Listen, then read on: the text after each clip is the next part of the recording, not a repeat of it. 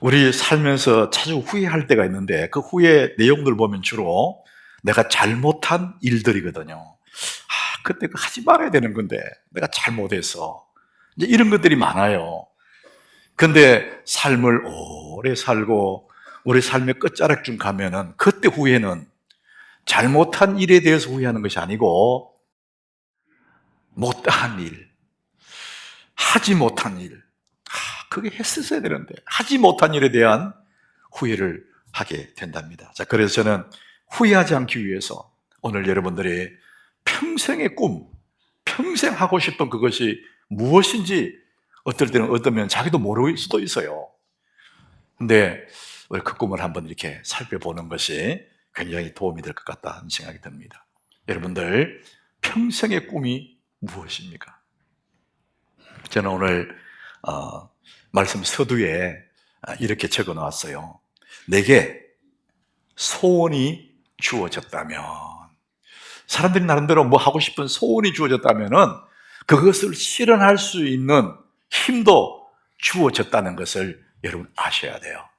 그래서 우리는 그것을 위해서, 그 소원을 위해서 한번 시도해야 이제 그 소원을 이룰 수 있잖아요.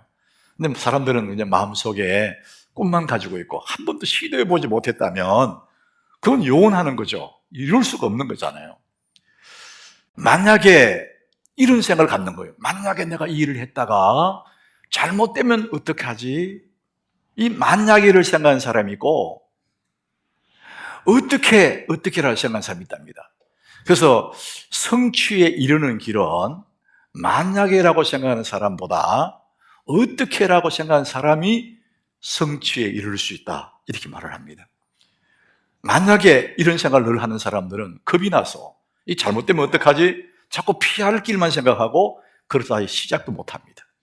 그런데 어떻게 라고 생각하는 사람들은 긍정적인 결과를 생각하게 되는 거예요. 그리고 자꾸만 좋은 방향으로 찾아가는 겁니다.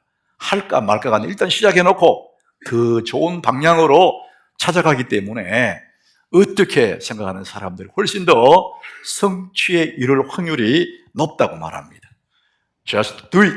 일단은 해봐라.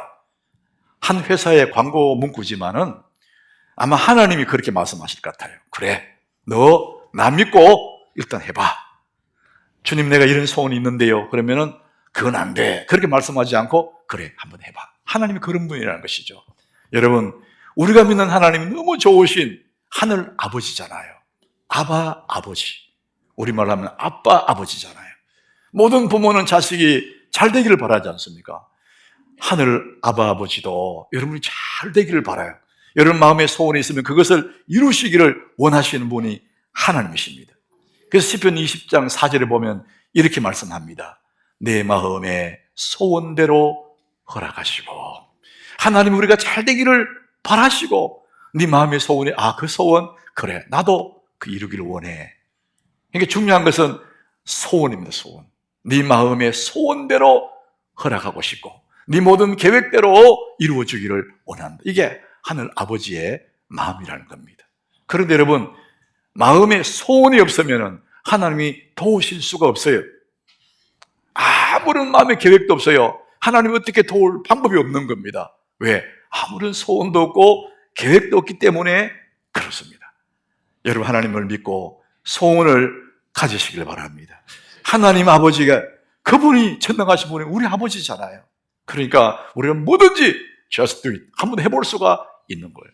만약에 그런 생각하지 마시고 하나님이 나를 도우실 것이다, 하나님 나와 함께 하신다, 이거 믿고 한번 시도해보는 것이 너무나 좋습니다. 여러분의 평생의 꿈이 무엇입니까? 오늘 우리 읽었던 이 본문에서 다윗의 평생의 꿈을 이야기를 해요. 이 사람의 꿈이 뭐냐? 오늘 1절에 그 고백을 하죠. 자기의 평생의 소원을 나단 선지자에게 이야기를 합니다. 하나님께 직접 못하고 선지자에게 얘기해요. 자, 우리 1절을 같이 한번 읽어보겠습니다. 다윗이 그의 궁전에 거주할 때에 다윗이 선지자 나단에게 이르되, 나는 백향목 궁에 거주하거늘 여호와 언약궤는 휘장 아래에 있도다. 나는 이렇게 왕이 되어서 왕궁에 편안하게 있는데 하나님의 교회, 저 언약교회가 휘장 아래 있는 것이 너무나 마음이 아프다는 거예요. 모세 이후로 500년의 세월이 흘러서 여전히 하나님의 성전이 없고 휘장 아래 있다는 거예요. 그 휘장이 낡고 낡아 버렸다는 것이죠. 이 언약교회가 광야를 지나고 요단강을 건너고 가나안을 정복할 때 항상 하나님 임재의 상징 언약궤가 앞서갔거든요. 그런데 이제는 이스라엘이 그 가나안 땅을 다 차지하고 통일왕국이 되어도 해도 여전히 하나님 언약궤는 낡은 휘장 아래 있는 것이 너무 마음이 아프다는 거예요. 다윗이 이런 생각은 누구도 하지 못한 생각을 한 거예요. 그런데 다윗이 언제 이런 생각을 했는지 아주 정확하게 사무엘하 7장 1절에서 이렇게 말합니다. 여호와께서 주위의 모든 원수를 무찌르사 왕으로 궁에 편안히 살게 하실 때, 다윗이 언제 하나님의 교회를 이렇게 생각했냐면은 이전에도 생각했지만은 이제는 전쟁이 다 정복진이 다 끝나고 통일왕국을 이루고 이제는 백향목궁을 지어서 왕궁 속에 평안히 거할 그때에 하나님을 생각했다는 거예요. 나는 이렇게 편안히 있는데 하나님의 교회는 휘장 아래 있구나, 마음이 아프다, 이런 생각을 한 거예요. 여러분, 이것이 다윗의 위대한 모습입니다. 사람은 누구나 거의가 그래요. 힘들고 어려울 때는 하나님 하다가 살만하면, 이제는 편안해지면은요 슬슬 하나님을 멀리합니다. 예배 잘 안 오고 서로 세상으로 나가버립니다. 편안하면. 이 인간의 죄성이 그래요. 힘들고 어려울 때는 하나님 붙잡고 새벽마다 눈물로 기도하다가 이제는 모든 게 편안해져요. 그럼 기도 제목도 없어요. 그 자기도 모르게 편안한 그 속에 빠져버립니다. 하나님을 조금씩 멀리 하는데, 이것이 인간의 본성인데 다윗은 지금 모든 것이 편안하고 왕궁 속에 신하들도 있고 궁녀도 있고 편안하게 좋은 음식 먹고 있는, 걱정거리 하나 없는데 그때 하나님의 교회를 생각하는 거예요. 하나님의 집이, 하나님의 교회가 휘장 아래 있다니, 이런 마음을 가졌다는 거예요. 얼마나 이게 귀한 믿음입니까? 자, 이런 마음으로 내가 하나님의 언약교회를 위해서 성전을 짓고 싶다, 이 이야기를 나단에게 한 거예요. 자, 그랬더니 하나님이 나단을 통해서 대답을 하셔요. 오늘 본문 4절이에요. 하나님 뭐라고 말씀하시냐면은, 너는 내가 거할 집을 건축하지 마라, 이렇게 말씀하시는 거예요. 다윗은 너무나 그 건축하고 싶었는데, 하나님 집을 짓고 싶었는데 하나님이, 야, 너는 내가 거할 집을 건축하지 마라. 그 이유가 뭐냐면은, 다윗 너는 전쟁을 너무 많이 해서 손에 피가 묻었지 않냐, 사람을 너무 많이 죽여서 너 피 묻은 그 손으로 성전 짓는 게 합당하지 않아, 짓지 마. 그 대신에 네 아들 솔로몬을 통해서 짓게 하겠다, 하나님 그렇게 말씀하셨거든요. 여러분, 아무리 성전을 짓고 싶다고 해도 하나님 허락하지 않으면요 못 지어요. 저는 이런 걸 보면 우리 하남교회가 이 성전을 건축했거든요. 옆에 교육관도 지었거든요. 돈이 있다고 짓는 것도 아니고 마음이 있다고 짓는 게 아니고 하나님이 허락하셔야 짓는 거예요. 자, 우리 하남교회 그런 의미에서 여러분들 이 성전 건축에 동참한 모든 분들이 여러분 하나님의 은혜를 입은 줄 믿으시길 바랍니다. 참 감사한 거죠. 자, 하나님이 말씀합니다. 내가 거할 집을 짓지 마, 하나님 거절하셔서요. 자, 그럴 때 다윗이 얼마나 섭섭하겠어요. 이 좋은 마음을 하나님 몰라주다니. 그럴 수가 있겠지만 다윗은 일체 그런 말 하지 않습니다. 그래요, 그러면 내가 대신에 집은 못 짓지만 성전을 지을 그 재료들을 내가 준비해야지. 그러면서 사람들을 동원해가지고 석수들을 동원해서 돌들을 다듬고 백향목 나무를 가져오고 녹과 철들을 많이 만들었어요. 그게 조금 한 게 아니고 엄청나게 성경에 보면 힘이 많이 준비했다는 겁니다. 그걸 통해서 나중에 솔로몬은 그걸 가지고 성전을 짓거든요. 다윗은 그냥 지나가는 말을 한번 해본 것이 아니라 진짜 본심에서 하나님의 집을 짓고 싶어 했어요. 하나님은 다윗의 이런 마음을 너무 귀히 보신 거예요. 참 훌륭하다. 너 진짜 내 마음에 든다. 이런 마음으로 하나님이 다윗에게 약속을 합니다. 오늘 본문 8절이에요. 하나님 뭐라고 약속하시느냐 하면은 네가 어디로 가든지 내가 너와 함께 있겠다. 여러분, 사람의 복 중에 가장 큰 복이 뭐냐? 하나님 나와 함께 한다는 겁니다. 임마누엘의 복이죠. 하나님이 그래 내가 너와 함께해서 너희 앞에 있는 대적을 다 멸했지 않냐? 계속해서 너와 함께 할 거고 그 다음에 세상에서 존귀한 자들의 이름 같은 이름을 네게 만들어주겠다. 너 세월이 가도 너 이름을 아주 존귀하게 만들어주겠다. 너의 명예를 내가 보존하겠다. 이렇게 말씀합니다. 다윗은 그냥 하나님의 선을 지켰다고 사모하는 그 마음 하나 가졌는데 하나님은 그에게 이런 복을 약속하세요. 그리고 다윗의 말년까지 하나님 그 약속을 지켜요. 역대상 29장 28절에 보니까 다윗이 이 땅에서 누렸던 그 복들을 얘기합니다. 우리 같이 읽어봅니다. 그가 나이 많아 늙도록 부하고 종기를 누리다가 죽음에 그의 아들 솔로몬이 대신하여 왕이 되니라. 여러분, 이 한 줄로 하나님이 다윗에게 얼마나 큰 복을 줬는지를 결산해 놨어요. 그가 다윗이 나이 많아 늙었어요. 중간에 끝나지 않고 늙도록 살았는데 그때까지도 부했다는 거예요. 그리고 종기를 누렸대요. 약속한 것처럼 그 명예를 하나님 보존해 준다는 겁니다. 곱게 늙었다는 거예요. 그리고 이제 이 세상을 떠났는데 그때 그걸로 끝나는 것이 아니라 다윗의 몸에 난 솔로몬에게 왕권을 물려주고 계승해주고 편안히 세상을 떠날 거예요. 다윗은 한 가지밖에 안 했거든요. 하나님을 사모한 게밖에 없었어요. 그런데 하나님은 그에게 이런 은혜를 부어 주셨다는 것입니다. 사랑하는 여러분, 하나님 한 분 붙잡으면 나머지 모든 것은 따라오는 줄 믿으시길 바랍니다. 여러분은 어떤 꿈을 가지고 있으십니까? 지난주에는 좋은 목표가 좋은 인생을 만든다 그랬거든요. 정말 그렇습니다.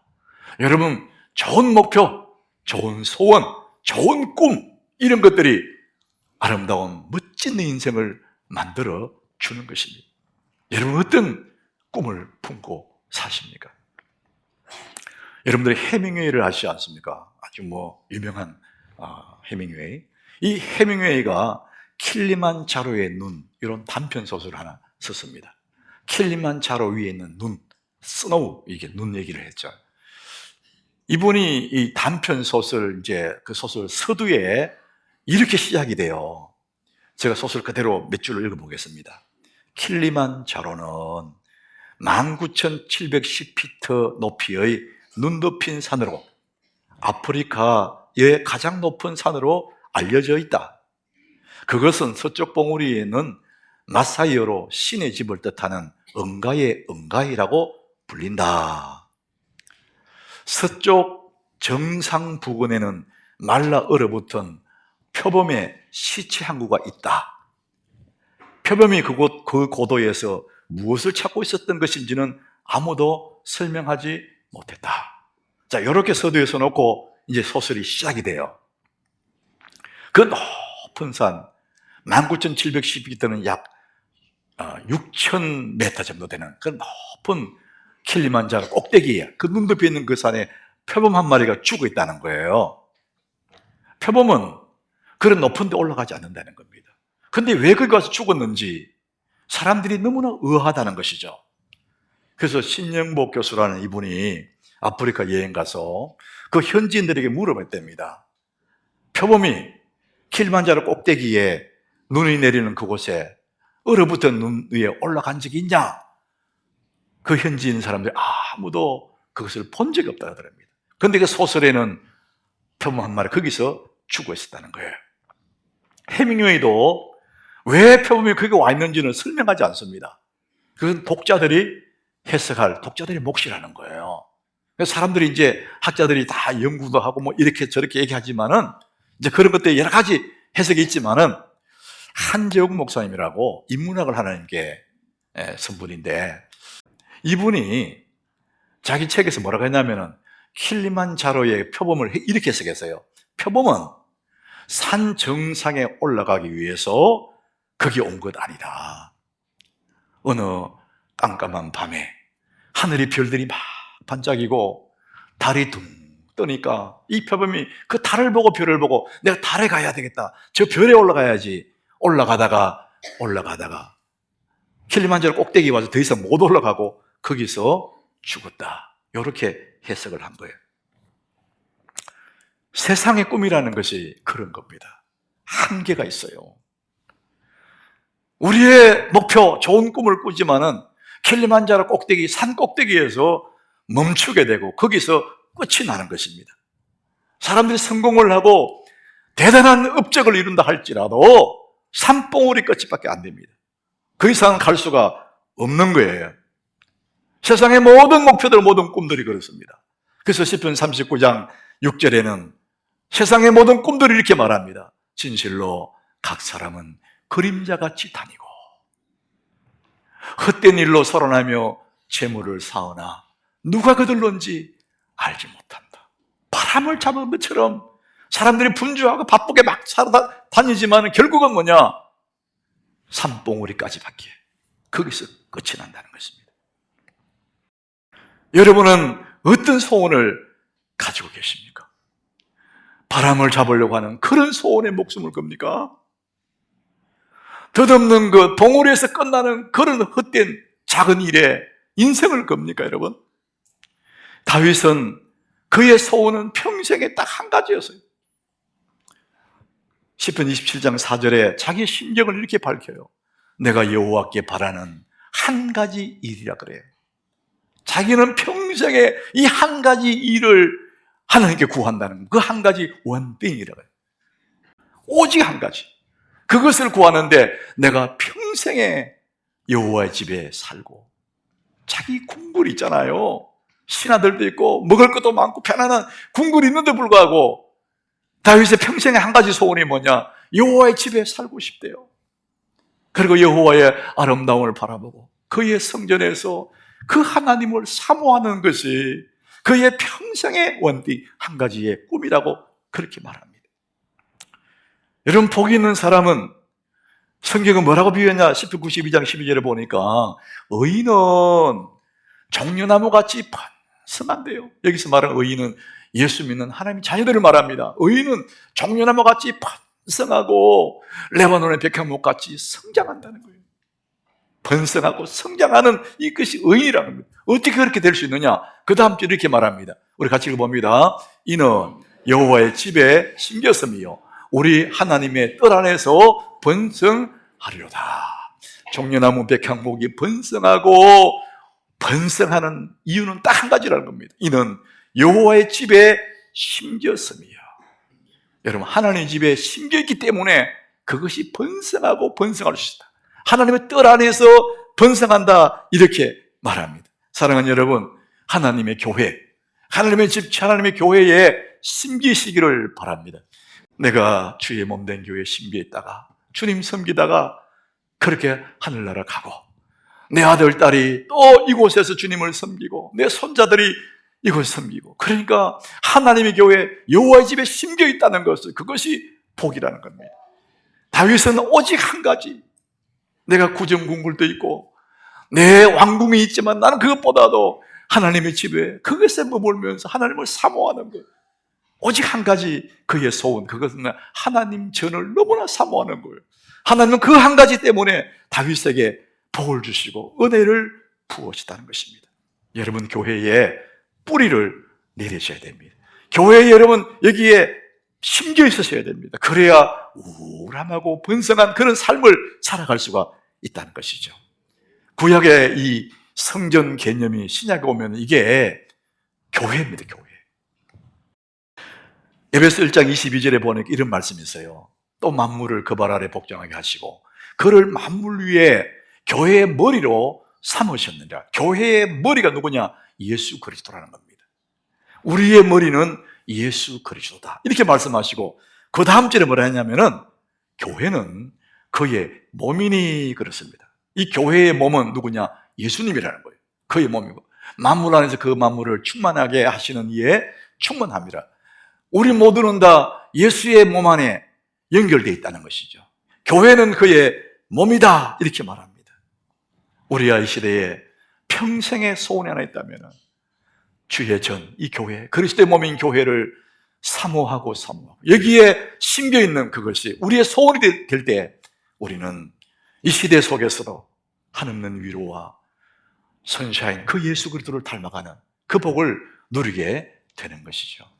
여러분 예배를 마치면 다 떠나갈 거예요.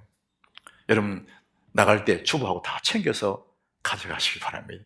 여러분 떠나는 거 보면 막 주부도 버려놓고 이렇게 가는 분이 있어요. 이 하나님의 집이 있잖아요. 깔끔하게 내 앉은 자리 깨끗하게. 자, 여러분들 다 떠나면 예배당이 탁 빌 거예요. 아무도 없는 것 같아요. 그러나 이곳에 그리스도가 계심을 여러분 믿으시길 바랍니다. 성경은 말합니다. 교회는 그리스도의 몸이라 그랬어요. 우리 주의 몸속에 온 거예요.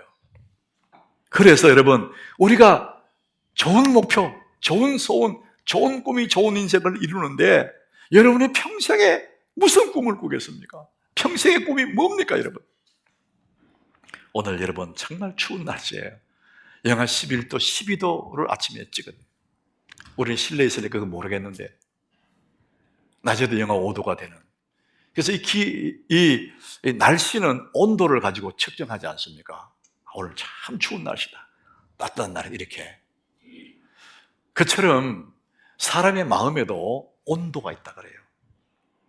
어떤 사람은 너무 차가운 사람이 있고 영하 같은 그런 사람, 어떤 사람은 봄 날씨 같이 따뜻한 그런 마음을 가진 사람들, 마음의 온도가 차이가 난다는 겁니다.